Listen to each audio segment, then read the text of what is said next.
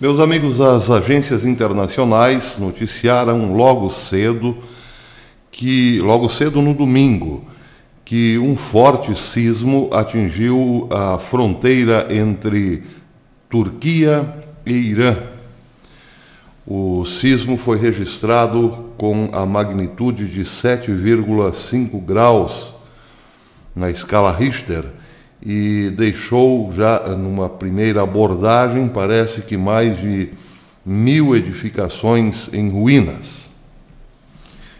Bem, esta notícia fala de um sismo real, um tremor real, mas é também um tremor simbólico, um tremor político pode estar simbolizado nesse tremor real, justamente na fronteira entre os dois principais inimigos de Israel. Bem, por que digo que é simbólico? Porque os dois principais inimigos de Israel, na atualidade, Irã e Turquia, estão sofrendo vários e pesados sismos nos últimos meses. Vamos a um exemplo, o sismo político do Irã. Vocês estão vendo aqui, nessa imagem, neste mapa, vocês estão vendo aqui a grande área que forma o território do Sudão, ou seria o Sudão do Norte, vamos dizer assim, já que foi dividido em dois. Bem, nós estamos falando do Sudão do Norte, que faz fronteira com o Egito, com o Chad, com a República Centro-Africana, com o Sudão do Sul, com a Etiópia e com Eritreia, isso na África. Mas faz fronteira também com a Arábia Saudita. A fronteira é sobre o Mar Vermelho e está muito próximo do Iêmen. O Sudão, como vocês bem veem, é um país bastante estratégico quando se fala em Oriente Médio, porque está de frente para a Arábia Saudita e faz fronteira com o Egito, que está muito próximo de Israel, além de ter uma costa banhada pelo Mar Vermelho, ou seja, uma saída por água até o Golfo de Aden e o Mar Arábico. Bem, por tudo isso, o Sudão é estratégico naturalmente. Mas estratégico por quê? Porque o Sudão, desde 1989, quando passou a ser governado depois de um golpe de Estado por um aliado iraniano, tem servido aos interesses do Irã. Sim, já há 30 anos o Sudão é um forte escudeiro do Irã na sua incansável luta contra Israel. Bem, uma rápida passagem de imagem aqui pelo terrível chefe do Sudão, como esse senhor que vocês estão vendo aqui, chama-se Omar al-Bashir. Esse senhor governou o Sudão de 89 até 2019. Sim, ele foi o grande ditador do Sudão por 30 anos. E isso é bastante sintomático. Quando nós pensamos, por exemplo, em ditadores como Nicolás Maduro, esse senhor fica a quilômetros de distância em termos de maldade. Entre as qualidades, entre aspas, do ditador al-Bashir, Omar al-Bashir, podem ser destacados o seguinte: al-Bashir foi um aliado próximo do Irã, permitiu que o regime iraniano usasse portos sudaneses para mover armas para o Hamas e a Autoridade Palestina, para o Hezbollah no Líbano e para o regime de Assad na Síria. Al-Bashir também permitiu aos iranianos usarem o território sudanês para cercar a Arábia Saudita, transferir armas para os Houthis no Iêmen e ameaçar o porto saudita em Jeddah, fora de Meca, e ameaçar as plataformas de petróleo saudita em Yanbu. Em dezembro de 2018, encorajado por uma manifestação popular, os militares sudaneses começaram sim a pensar que estava chegando a hora de derrubar o ditador do poder depois de 30 anos. Só que esse processo durou 5 meses. Os sudaneses foram às ruas por 5 meses, 5 meses para derrubar o ditador. Foram às ruas em grandes protestos durante 5 meses, não estamos falando em manifestações de domingo. Para tirar um ditador, a luta é árdua e o povo sudanês empenhou-se nessa missão. Foi tanto constrangimento para as autoridades sudanesas que militares acabaram resolvendo sim derrubar o ditador. O ditador tinha feito do Sudão uma república de bandidos, simples assim. 30 anos no poder, um dos países mais corruptos do mundo, e o próprio al-Bashir, considerado um dos principais patrocinadores do terrorismo global. Bem, esse é o primeiro sinal a queda de al-Bashir foi o primeiro sinal, primeiro sismo político para o Irã. Mas o sismo veio mesmo há 2 semanas atrás, quando Benjamin Netanyahu voou para Uganda e encontrou-se sem nenhum aviso, sem aviso prévio, com este outro senhor aqui, Abdel Fattah Burhan. Esse senhor que vocês estão vendo, Abdel Fattah al-Burhan. O encontro de Benjamin Netanyahu com esse senhor foi, sim, um grande terremoto, um grande sismo para o Irã. Por quê?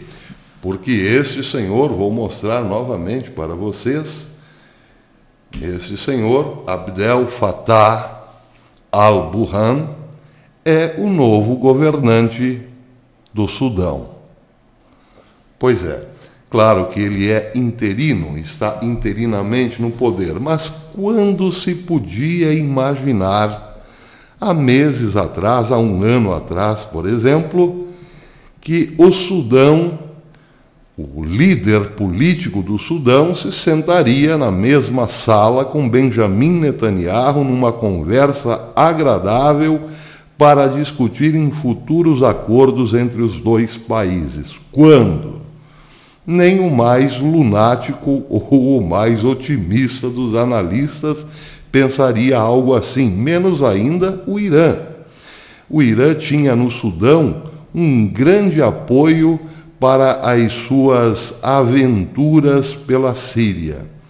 O Sudão não só lavava dinheiro do Irã, como fazia uma espécie de entreposto para desviar a fiscalização sobre armas que iam para grupos terroristas como o Hezbollah, apoiados pelo Irã. Hoje, tudo isso mudou. O homem que se assenta na cadeira presidencial do Sudão é amigo de Israel. Claro que a costura dessa amizade não é de agora. As tratativas vêm sido feitas há muito tempo, há mais de ano. E aí palmas para Benjamin Netanyahu, que soube sim fazer laços que até os mais fanáticos iranianos duvidavam. Hoje o Sudão é pró-americano, é pró-Israel e está de bem com o Egito, por incrível que pareça. Terremoto no Irã. Bem, o outro terremoto do Irã aconteceu já há um tempo atrás, quando os Estados Unidos cancelaram o CPF do homem forte das milícias, do exército Quds, das forças Quds do Irã, o general Soleimani. Só que quando o CPF de Soleimani foi cancelado também o CPF de Abu Mahdi al-Muhandis, que estava junto com Soleimani. Quem é Abu Mahdi, quem foi, melhor dizendo, Abu Mahdi al-Muhandis? Ele era o comandante das milícias iranianas no Iraque. Bem, essas milícias iranianas no Iraque ficaram sem apoio, sem comando, melhor dizendo. E aí o que acontece? Acontece que o Irã, perdendo o apoio do Sudão, correu para o Líbano atrás do Hezbollah. Pediu ao líder do Hezbollah, Ramallah, que liderasse, comandasse as milícias iranianas no Iraque, já que essas estavam sem comando. Bem, o líder do Hezbollah, com um certo medo de que seus deslocamentos aéreos até o Iraque pudessem causar-lhe o mesmo problema que cancelou o CPF de Soleimani, aceitou a missão de comandar as milícias pró-iranianas no Iraque, desde que pudesse fazer isso no próprio Líbano, por controle remoto. O Irã, sem muitas opções, aceitou. Bem, o fato é que isso chamou e muito a atenção, evidentemente, dos Estados Unidos, que não querem que o Líbano se torne definitivamente um entreposto do Irã, e que de lá, do Líbano, o Irã, o Hezbollah, controle milícias iranianas no Iraque. Bem, o que tem acontecido no Líbano?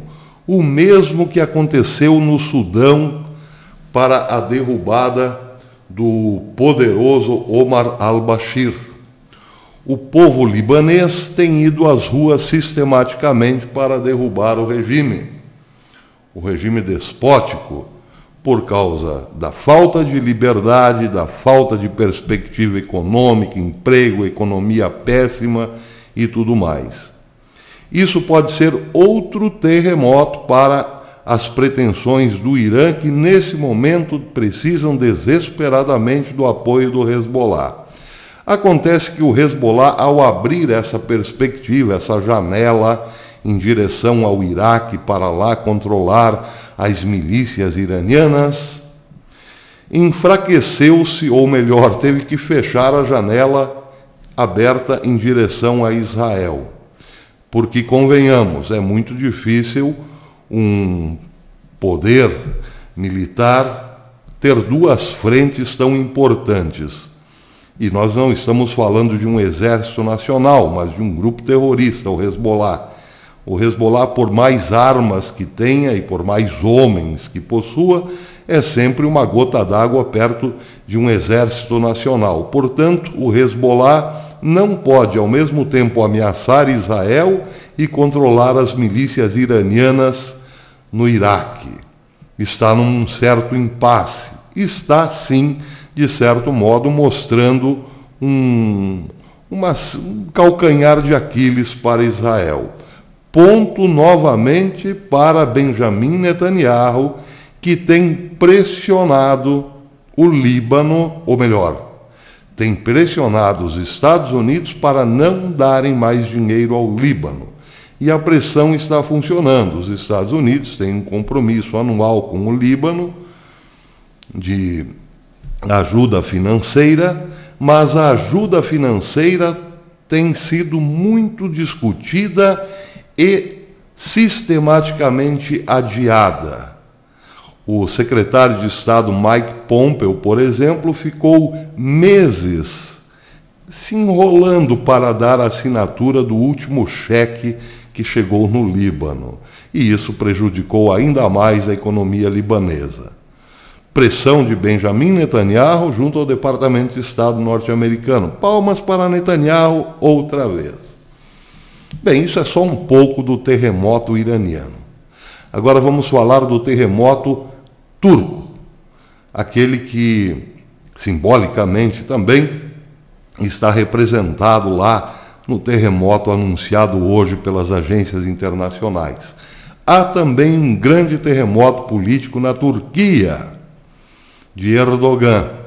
Turquia com o Irã são os dois principais inimigos de Israel, como eu disse. O terremoto na Turquia chama-se Erdogan. Simplesmente Erdogan. Esse é o grande terremoto da Turquia. Porque Erdogan vem acumulando decisões desastrosas há muitos anos. A começar pela guerra civil na Síria. Erdogan, nós podíamos dizer, começar falando de Erdogan como as antigas histórias, as antigas fábulas. Era uma vez um homem que achou que poderia ressuscitar o grande Império Otomano. Este homem é Erdogan. Ele simplesmente deixou-se contaminar por esse desejo de tornar-se imperador de todos os muçulmanos, aquele que ressuscitou o Império Otomano. E tentou isso. Tentou isso quando começou a guerra, o conflito interno na Síria. Ele achou que podia, a partir dali, tomar o território sírio e, de certo modo, ressuscitar, sim, o Império Otomano. Seria um grande começo. Para isso, o que fez Erdogan? Ele criou uma força militar, a chamada, eu tenho que anotar aqui porque são muitos nomes, a chamada FSA, Exército da Síria Livre. O que era o Exército da Síria Livre? Era um bando de pessoas sem ideologia firme, que estavam insatisfeitos, ouviam também, como Erdogan, a possibilidade de se dar bem a partir do colapso interno da Síria. Erdogan armou o FSA até os dentes, achando que seria uma força imbatível que tomaria o controle da Síria, começando pela região de Idlib, chegando até Damasco. O problema é que essa FSA não tinha essa unidade ideológica. E por não ter uma unidade ideológica, acabou sendo convencida por pessoas altamente treinadas na ideologia. E quem seriam essas pessoas? O Estado Islâmico, a Irmandade Muçulmana, ou seja, aquilo que no final das contas ficamos conhecendo por ISIS. O ISIS simplesmente acabou dominando mentalmente este exército chamado FSA, financiado, montado, criado por Erdogan. As armas que a Turquia forneceu ao FSA, de repente, ficaram todas na mão do ISIS. E aí começaram as atrocidades que todos nós sabemos muito bem, as imagens horríveis produzidas pelo ISIS, que chegaram na Europa e nos Estados Unidos. A opinião pública ficou chocada com o que estava acontecendo. Surgia, de repente, um tal do ISIS. Bem, e isso produziu lá nos Estados Unidos uma forte crítica da opinião pública em relação ao governo Obama, que até aquele momento nada tinha feito. Obama, pressionado pela opinião pública, teve que mandar, sim, tropas americanas para a Síria, para combater esse, até então desconhecido ISIS. Pois bem, para combater eficazmente o ISIS, Obama fez um acordo com os curdos e criou-se ali um grupo chamado, esse eu tenho que ver também porque é outro nome, YPG, que era uma milícia curda que apoiava o exército americano na caça ao ISIS. Gente que conhecia a região e conhecia também o modus operandi e as características do ISIS, passaram a ajudar os Estados Unidos e, portanto, foram armados pelos Estados Unidos e Barack Obama. YPG. Pois bem, mas quem era o YPG? Era uma versão do PKK, o Partido Curdo, a Força Curda dentro da Turquia. E o problema dos curdos e dos turcos é que, para os turcos, os curdos são empecilhos existenciais, problemas existenciais. E aí começou a grande dor de cabeça de Erdogan. Ele viu os Estados Unidos apoiarem os seus piores inimigos internos. E para se vingar de Washington, o que fez Erdogan? Uniu-se à Rússia. E nessa união comprometeu-se em comprar o caríssimo sistema de defesa S-400 da Rússia. Tudo para vingar-se de Washington. Mas quando chega Donald Trump no poder, Donald Trump faz exatamente o que deveria ter feito em relação à Turquia. Um bloqueio econômico que levou a economia turca a um quase grande colapso. Só não foi porque de última hora os Estados Unidos sentiram que Erdogan estava um pouco mais humilde e, bem, levantaram algumas sanções. Mas as coisas não melhoraram muito.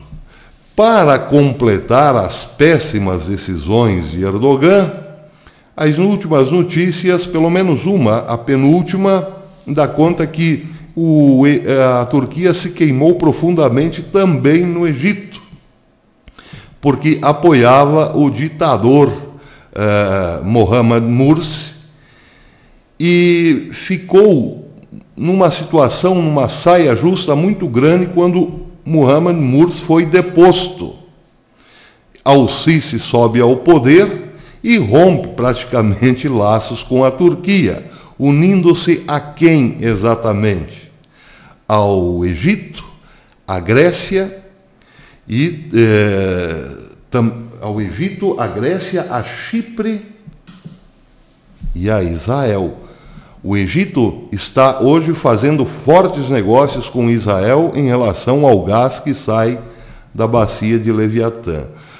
O Egito, que era amiguinho da Turquia, com a queda do ditador, passou a ser amigo de Israel e olhar com maus olhos para a Turquia de Erdogan. Mais um desastre de Erdogan. E para completar, como se fosse pouco, Erdogan, sentindo-se isolado no Oriente Médio, quis abrir um novo canal de relacionamento com a Líbia, que está em guerra civil, por sinal. Só que escolheu para defender na Líbia o lado que desagrada aos próprios turcos. Está numa saia justa também internamente, na política interna. Mas o problema não acaba aí. Para não ser derrubado do poder, o que Erdogan fez atualmente? Fez o que Lula fez aqui para ser chamado de pai dos pobres. Abriu e facilitou crédito para todo mundo. O sujeito hoje, para comprar um carro, uma geladeira, um terreno, basta procurar uma linha de crédito, apresentar um documento e tudo bem. O governo dá a grana. É claro que isso vai estourar ali na frente. Será uma grande bolha econômica dentro da Turquia, porque lá nesse financiamento proposto ou aprovado por Erdogan não se pede rendimento, basta o sujeito pedir, quero comprar um carro, me dá dinheiro aí.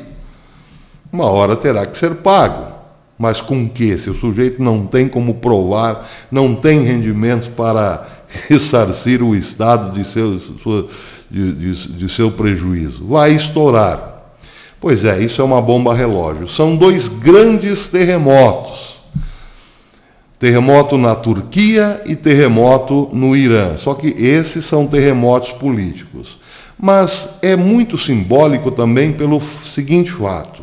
Os dois grandes inimigos de Israel parece que estão se desmantelando, sem que Israel tenha feito quase nada para isso. Sinal dos tempos, meus caros. Sinal dos tempos. Essa história ainda pode render outros vídeos. Vamos dizer que seja só a parte 1. Eu volto a falar nesse assunto assim que possível. Até depois.